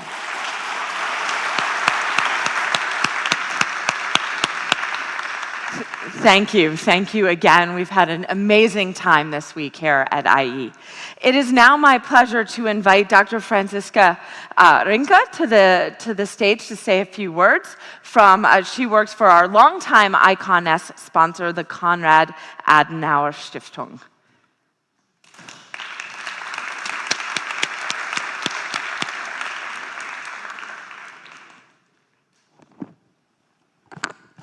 Hello and welcome. Thank you very much, Aaron, for these kind words. I'm very thrilled to be here and be part of this amazing event. It has been wonderful. The last 3 days have been packed with panels, but I think we all take something back. And over the last, you already mentioned that we are cooperating already for a longer period of time. The first time was during the pandemic, and then since then we have been partnering. We have been partnering in the annual conference in Poland, in New Zealand, and now in Madrid, and I hope there is more to come wherever it might be. Some brief words about the Konrad Adenauer Foundation for those who might not know. We are, as ICON-S, a non-for-profit organization based in Germany and founded in the 50s. Obviously, we are named after the first chancellor, Konrad Adenauer, and therefore politically affiliated with the Christian Democratic Union in Germany, the CDU. In our office in Berlin, in our headquarters, work about 500 people, including myself. And we have a broad network internationally with more than 100 offices around the world, which I think makes a perfect partnership with ICON-S, with, as you can see in the room, with people from around the world in this organization. I'm personally policy advisor on rule of law and international law, and I coordinate our global rule of law program with 5 offices from around the world, from Latin America to Asia, Sub-Saharan Africa, Middle East, North Africa, and Southeast Europe. The rule of law is one of our core principles to which CAS is committed, not only in our rule of law programs, obviously, but in our work in Germany and worldwide. We firmly believe that stable or sustainable development and security can only be achieved through stable democracies, and that strong democracies are not possible without the rule of law. And therefore, since 1990, so over 30 years, the CAS has supplemented its international work with a special transnational rule of law program. And through our offices in Bogota, Nairobi, Dakar, Singapore, Bucharest, and Beirut, as well as the coordination in Berlin, our global rule of law program has a unique network. We believe that working in and with regional networks creates synergies, and greater awareness. That is, I believe, one of many aspects that CAS and ICON-S have in common. One other aspect we have in common is that a large part of our work is or also consists of the exchange of experts and expertise. And your annual conference is a good example for that. I mean, look around yourself. You come from all over the world, and it's been a pleasure. So at this point, thank you very much for giving us the opportunity to be part of this. And I hope there's more to come in the future. Thank you. Thank you very much, Franziska. I'd now like to welcome those of you who are meant to come to the stage now to come to the stage now. This was prearranged. A movable feast. And now is really the metaphorical chocolate part of the evening, because we will be giving out some awards. So first, let's get everyone up here.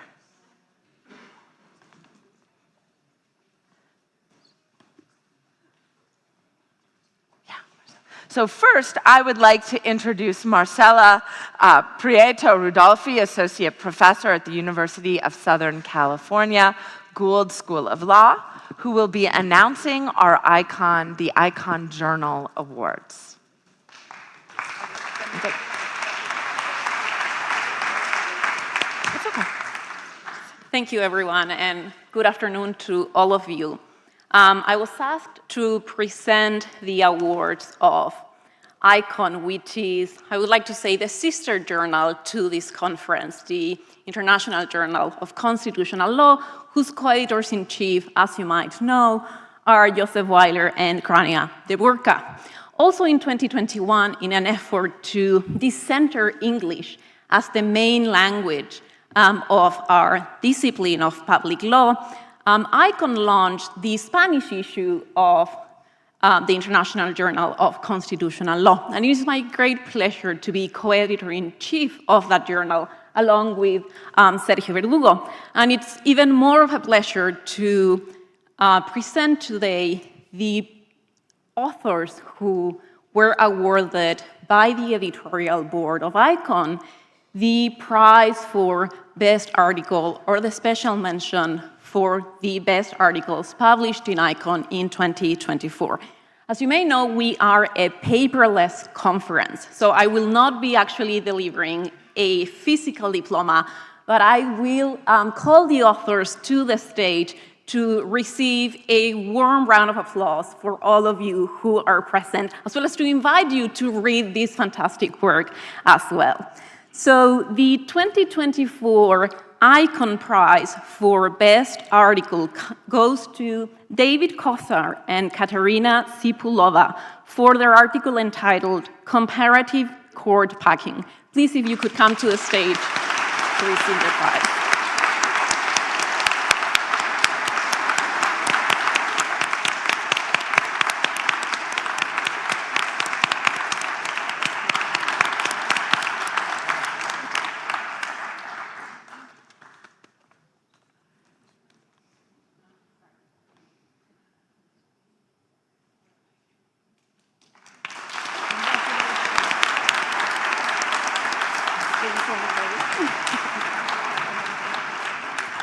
Thank you.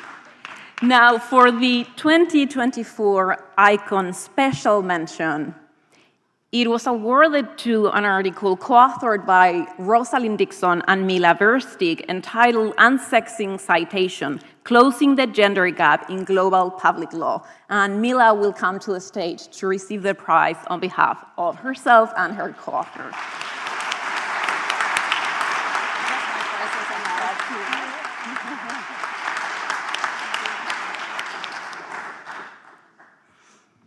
The second 2024 ICON Special Mention goes to Michał Krajewski for his article, The Constitutional Quandary of Social Rights, Questions in Times of the Polish Illiberal Turn.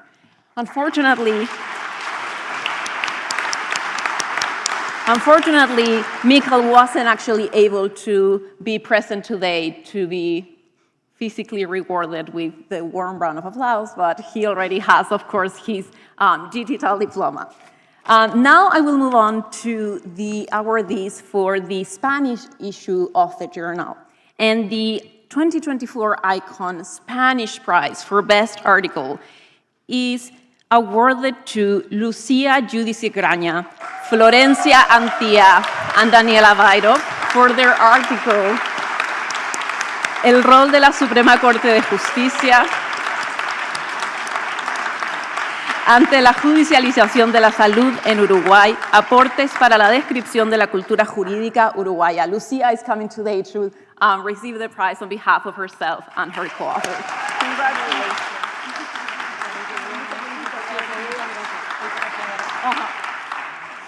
And finally, the 2024 Icon Special Mention for the Spanish issue goes to Ignacio Yufré, Constitucionalismo Fuerte y Democracia Deliberativa, Inconsistencias en Roles, Dworkin y Alexi. Ignacio.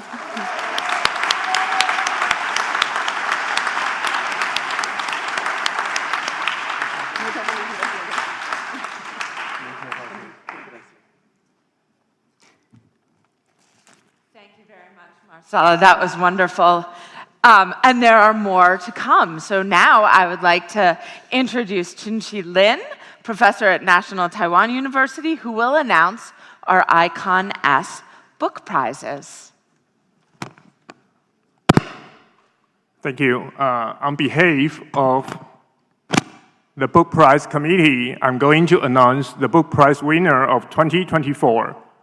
But before that, we have an honorable mention, which is Robert Aconte's Entangled Domains. This book traces the role of British colonial authorities in governing northern Nigeria. Drawing on archival history, Aconte elaborates on constitutional struggles and their continuing effect after independence. This book is a nuanced and nimble study of the interplay of religion, identity, and state power, which actually deepens our understanding of the colonial roots of modern constitutional issues. The author is not here, but still, congratulations.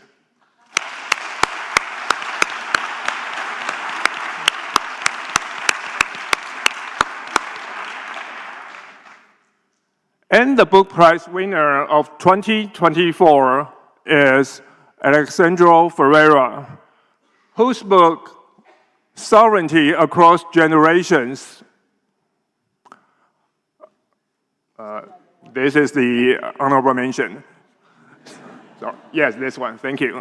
So whose book about sovereignty across generations reconstruct the concept of constituent power, analyze how representing the transgenerational people differs from representing the electorate, and offers a theory of democratic sovereignty grounded in John Rawls' political liberalism. This book is a must-read for all those who are interested in the field of politics, philosophy, and constitutional law. Again, the author is not here, but still, congratulations.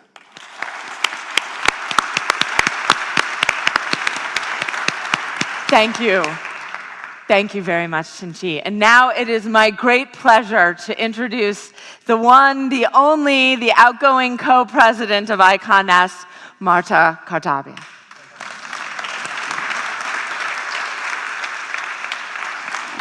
So, as we approach the end of our term as co-presidents, Richard, Albert, and I wish to take the floor. I take the floor on behalf of him as well, simply to express our deep gratitude to all of you who have contributed since the beginning, and especially in the past 3 years and in the past 3 days to the success of this society and on this conference.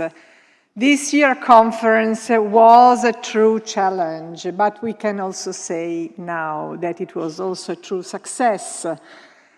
An event of this magnitude is indeed a collective work, and a huge thank is to all the leading group of ICONES, to the two General Secretariat incoming President, Micaela and Sergio, to my tireless co-president, Richard Albert, the Executive Committee, and I would like to mention just a few names once again, because really they have spent a huge amount of time and energy to make all this happen. From our team, ICONES, I would like to thank Amal Seti, Gustavo Bus, Irene Parra, Mariana Canales, Marianne Pers, Anna Pirri, Ivan Rosever, Julia Kaspiarovic, Juan Lopez Sonate. Thank you so much.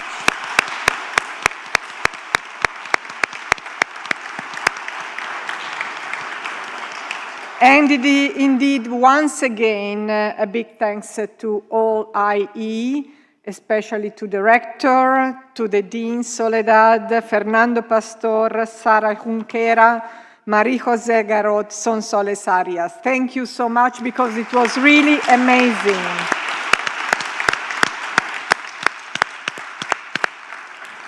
It is now my pleasure to call Mark Graeber and his wife, Julia Frank, to join me on the stage, because we really wanted to say a word of gratitude, because they wanted to set up a fund since 2023, the Francis Alice Killman Fund, to support the travel costs for scholars from the African continent that wanted to attend our annual conference of icons. This is really not only a generous step from their part, but it is also something that helps us to reach our global magnitude that we wanted to reach and our inclusiveness that we are so strongly pursuing.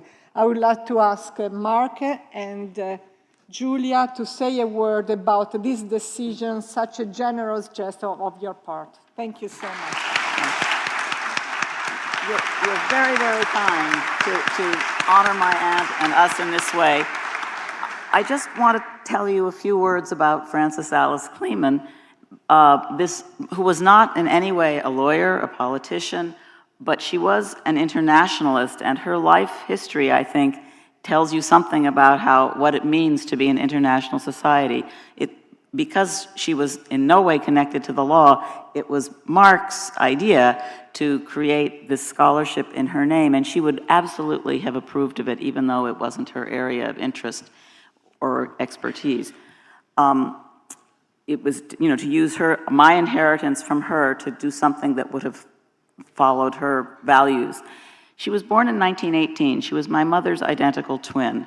And the two of them, plus their brother, were educated in Europe, in Switzerland, for their high school years. So they were trilingual, which was unusual for a Jewish girl from Westchester in America in 1918, although not as unusual as you might think. But it set the stage for a life of interest in the world beyond the borders of New York, Westchester County, the United States.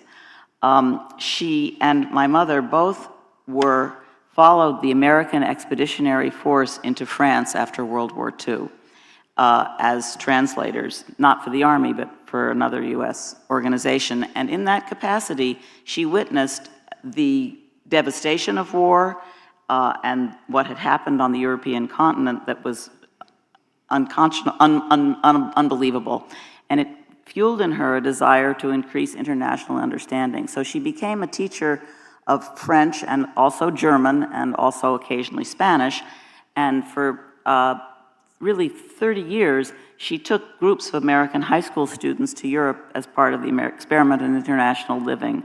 And at the beginning, they worked in, helping with nutrition in France, where there was still a lot of desperation and deprivation. Eventually, it became a much more cultural institution. She then retired from teaching at the age of 62 and went into a different form of international understanding. Again, she moved beyond, as we all did, from Europe to the world at large, because she went to work for the Johns Hopkins organization called JPIGO. And JPIGO was, within the Department of Obstetrics and Gynecology, determined to bring people from, I guess, what is now called the Global South, from Africa and South America, to Baltimore to learn techniques in obstetrics and gynecology. If my aunt were here today and any of you were coming, she would have met you at the airport. She would have been sure that you had everything you absolutely needed. She would have translated anything you wrote in French into English for the people around you. She would have translated anything in English that you didn't understand into French to use it in your work going home. So she did this work for another 30 years. She died when she was 92 in 2012 or so. But the trajectory of her life now today, of course, you know, with global translation and AI making all the translations that you need, and with the increasing sophistication of international discourse, her meeting you at the airport probably would have seemed a little condescending and a little silly, but she would have been thrilled to know that her legacy is to continue the work of bringing people from around the world together to learn, and then to go back to their home countries and share what they have learned. So I'm honored on her behalf, and I thank Mark for having thought of this, for this organization, for making this possible. Thank you so much. Thank you. Thank you. It's really great and appreciated. Thank you.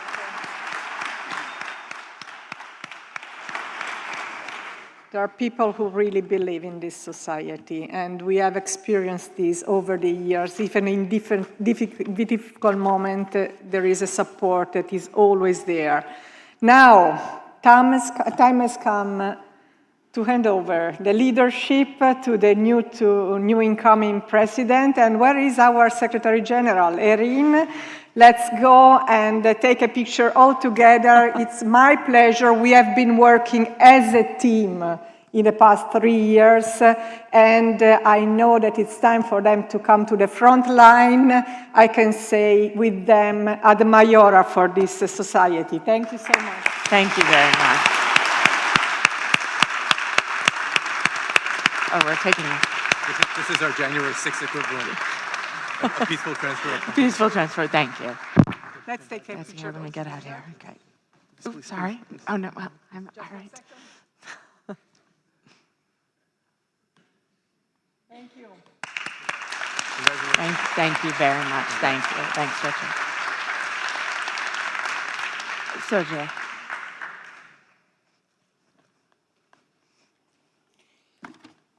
This has been amazing, no? I wanted to, well, you know that I wear 2 hats. I am a member of the faculty here, and I'm also part of the governance of ICONS. I would like to thank a very special person for the organization of the conference. Her name is Sarah Junquera. Sarah has been indispensable for the conference. This conference would not have happened without her. Her work can be noticed because it's at the backstage. It's not very visible to many of you, but I would like to congratulate her for her amazing work and make her work visible because she deserves it. And Professor Arias is giving some flowers to Sarah. Sarah, if you... Yeah.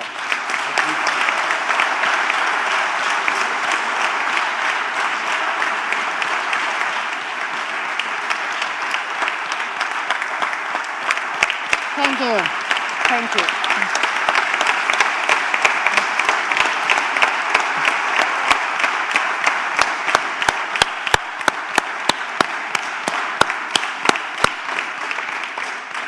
She has a contract with the IE, and so it's very expensive to take her out of her, by the way. As you know, we are celebrating the 10th anniversary of the ICONS Association. It's the largest, also the largest conference we have ever held. It's more than the double of the largest conference we have had before. So it's a great way of celebrating our society. And Micaela, Erin, and I, we will be stepping in very large shoes, and we are very aware of the responsibility we are being handled. I would like to thank all the founders and especially the former presidents of ICONES, because we have learned from all of them, and they have been an inspiration to us. Sabino Cassese, Joseph Weiler, Granina de Burca, Ryan Hilt, Lorenzo Cassini, Rosalind Dixon, and of course, Richard Albert and Marta Cartavia have been an inspiration and mentors to us. So thanks for them.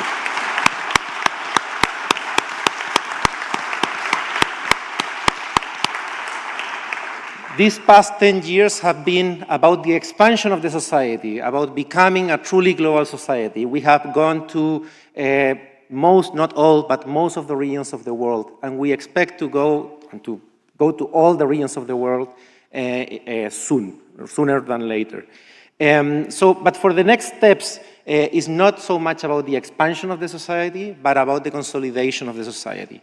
And we have developed a plan that will entail enlarging the team, consolidating the chapters. We have more than 20 chapters now. We have around 15 new chapters that are being created, but we need to make sure that those chapters work well and consolidate over time, particularly after the renovations of their leadership.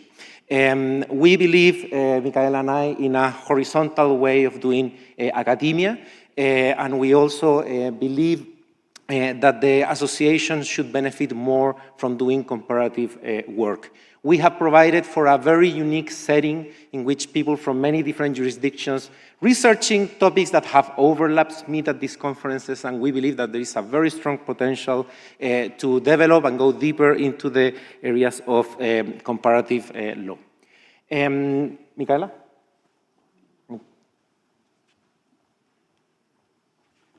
I will keep it very brief. Those of you who know me know I'm sometimes slightly grumpy, skeptical German. I appreciate a sense of honesty. If that's something you share, feel free to reach out.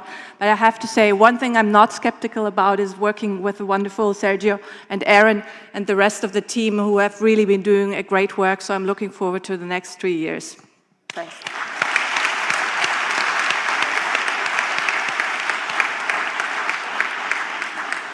So what will happen next year? Many people is wondering. Well, next year we're going to go to Brazil. We're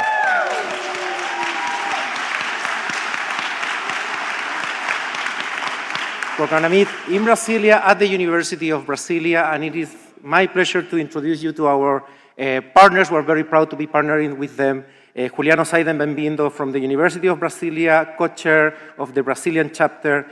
Juliana Serrano Albin Gomez from the CEU, from the Federal University of Minas Gerais as well, and co-chair of the Brazilian chapter, and Emilio Peluso Nedermeyer from the Federal University of Minas Gerais. I would like to ask you to please come, introduce yourself, and tell us why we should go to Brazil next year.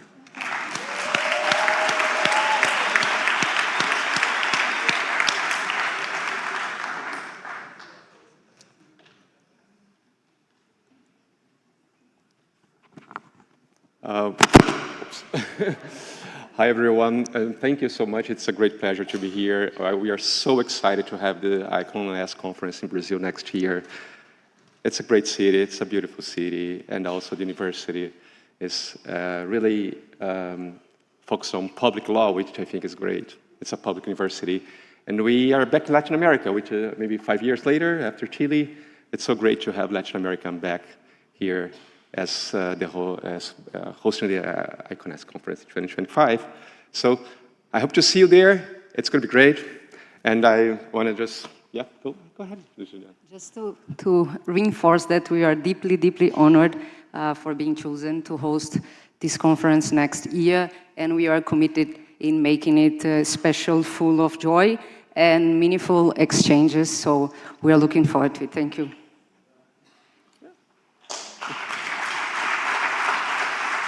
Just briefly, please join us for the first ICONES with samba, bossa nova, and coconut water. See you next year.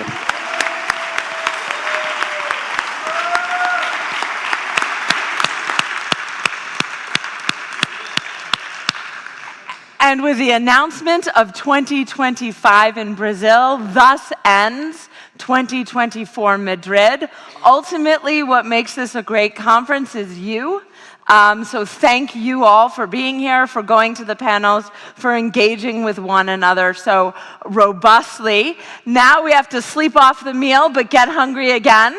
And see you all next year in Brazil. Thank you very much and safe travels. Right.